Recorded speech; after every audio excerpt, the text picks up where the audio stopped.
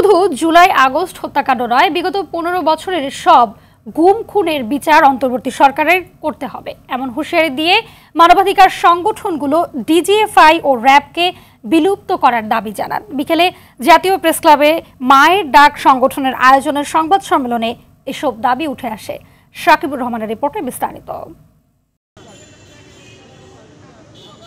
Torture সেলের প্রতিটি ছবি যেন মনে করিয়ে দেয় ক্ষমতার অপব্যবহার করে ক্ষমতায় টিকে থাকতে কতটা ভয়ঙ্কর ছিল ফ্যাসিস্ট আওয়ামী লীগ সরকার। কেউ 10, কেউ 11, কেউ বা এক যুগ ধরে খুঁজে বেড়াচ্ছেন বাবা, ভাই কিংবা আপনজনকে। দোষ কেবল বিরোধী দলের রাজনীতি করা।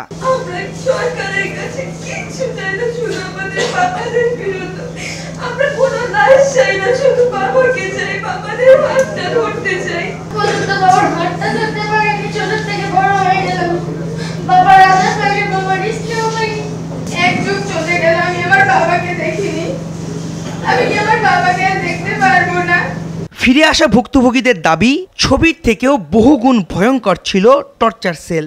আমরা তো ফেরত আসছি, বাস্তবতা আমরা দেখিয়ে আসছি, কষ্ট যন্ত্রণা যেগুলো, আর তারা তো স্বপ্ন নিয়ে বেঁচে আছে।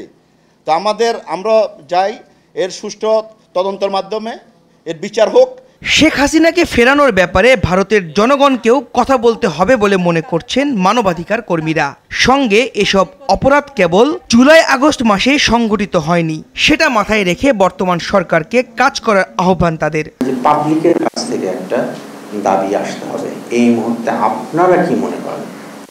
যে আপনারা যদি মনে করেন যে হ্যাঁ, আপনাদের স্বজনদের ফিরে পাওয়ার জন্য সরকার থেকে জাতিসংঘের সহায়তা চাওয়া হোক, এক্সপার্টদের জন্য জাতিসংঘের সহযোগিতা চাওয়া হোক, তাহলে আমার মনে হয় যে মোহাম্মদ ইউনূসের সরকার সেটা মেনে নেবেন এবং এই বিষয়ে তারা সঠিক পদক্ষেপটা নেবেন। তো ডিজিএফআই নামক যে সংগঠনটা আছে, যেই সংগঠনটার আইনগত ভিত্তি নাই এবং শান্তিরক্ষা মিশনে জাতিসংঘকে যদি বাংলাদেশ পারফর্ম করতে হয়, এই সংগঠনটাকে বিলুপ্ত ঘোষণা করতে হবে। র্যাপিড অ্যাকশন ব্যাটালিয়ন এবং একই সাথে পুলিশের যেসব কর্মকর্তারা আছেন তাদের একটা স্ট্রং লবি বিভিন্নভাবে বাংলাদেশ সমাজে ফাংশন করছে, যার ফলে বিভিন্ন রকমের মিসইনফরমেশন, ডিসইনফরমেশন আসতেছে।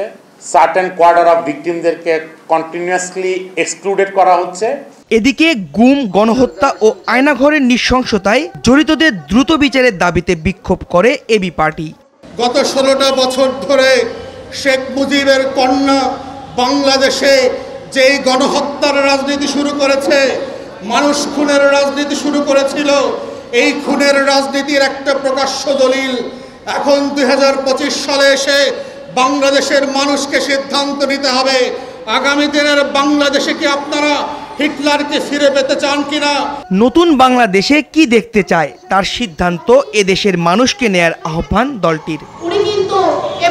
সাকিবুর রহমান, RTV, ঢাকা।